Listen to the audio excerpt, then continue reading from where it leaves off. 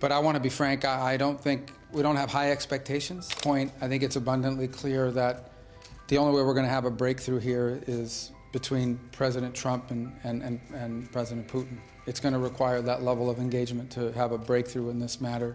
I don't think anything productive is actually going to happen from this point forward until they engage in a very frank and direct conversation, which I know President Trump is willing to do. The only way we're going to get a breakthrough at this point after what's happened here is for the President to directly engage, probably at a personal level, and determine once and for all what it is the Russian side wants and whether peace is possible.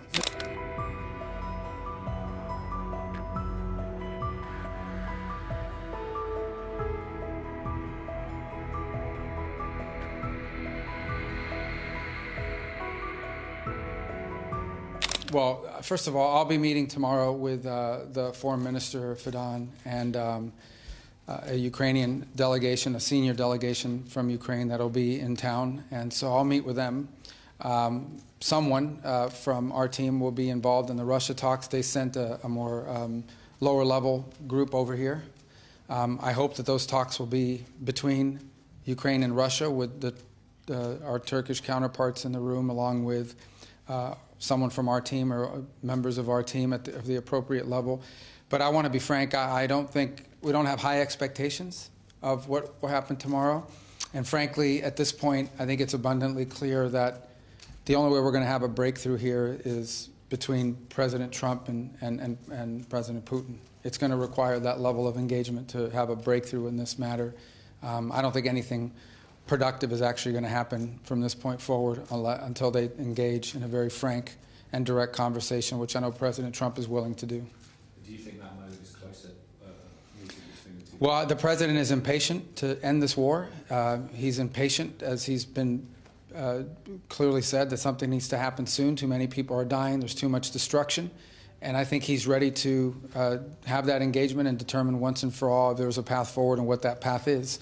And it's my assessment that I don't think we're going to have a breakthrough here until the President and President Putin interact directly on this topic. But is there any pressure of a deadline on President Putin? Because I think it's 2.5 weeks now since you said that there wasn't concrete progress that you would, and you said at the time now that you would withdraw as mediators. Well, we haven't been chasing this around the world anymore. I mean, that's already happened. We came because we were told that I was going to be here anyways, obviously, but we came because we were told that there might be a direct engagement between the Russians and the Ukrainians. That was originally the plan. You all heard the same thing. That was not to be the case, or if it is, it's not at the levels we had hoped it would be at. I hope I'm wrong. I hope they have tremendous breakthrough tomorrow if they talk. But I frankly do not believe that we're going to have a breakthrough here until President Trump sits face-to-face with President Putin and determines what his intentions are moving forward. What I can say with certainty is that the President's, look, he's willing to stick with us as long as it takes to achieve peace.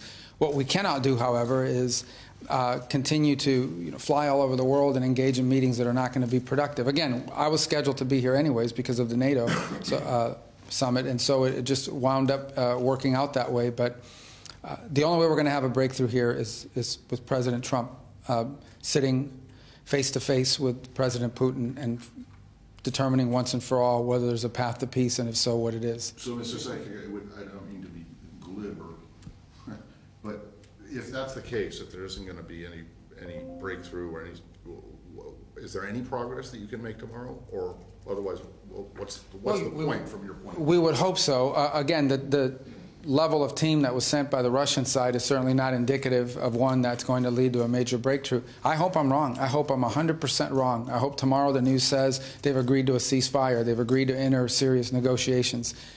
But I'm just giving you my assessment, honestly. I don't think it's going to lead to that just because of the structure and how this is all played out. I think the next thing that has to happen here for there to be a breakthrough, if there's going to be one, is going to involve President Trump's direct involvement. And I believe the President shares my assessment. Secondly, it was President Trump who urged President Zelensky to accept this meeting with President Putin. What is the definition of what happened since then?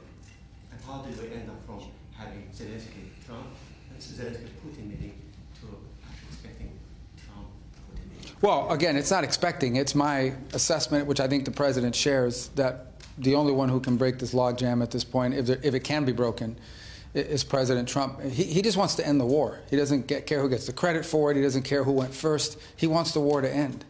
He outlined this in his speech a couple of nights ago, where he talked about the fact that he hopes to live in a world where we are building, not destroying. And so that's what he's trying to do here, is achieve peace. At the end, we all have to remember that this is the goal here. The goal here is not to claim victory one side over the other or to gloat about who outmaneuvered who.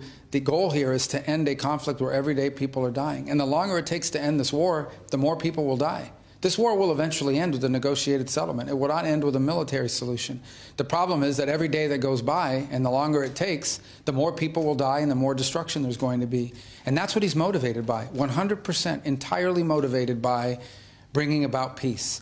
And that's what we endeavor to do here. And so it's my view, which I think the President has publicly shared as well, it's his view, I should say, which I share, that the only way we're going to get a breakthrough at this point after what's happened here is for the President to directly engage, probably at a personal level, and determine once and for all what it is the Russian side wants and whether peace is possible. Mr. Secretary, it was announced today that you're headed to Rome for the Pope's inaugural Mass. Pope Leo, in different parts of his life, has spoken passionately about the plight of migrants. How do you reconcile what the Vatican has said on compassion for migrants with the Trump administration's policies? Well, first of all, the Pope is not a political figure. I know he's covered like one, but they're not. They're the earthly head of the Roman Catholic Church. And the Church has strong social doctrine teachings, and I think there is not incompatibility. We, too, are compassionate towards migrants. I would argue there's nothing compassionate about mass migration. There's nothing compassionate about open borders that allows people to be trafficked here. There's nothing compassionate about, either to the American people, about flooding our country with individuals that are criminals and prey on our communities. There's nothing compassionate about any of that. But I would caution all of you and everyone, I understand there's this temptation to cover the papacy as a political office. It is not a political office. It is a spiritual office. And it is one that it has social teachings that are aligned with the faith and with the gospel.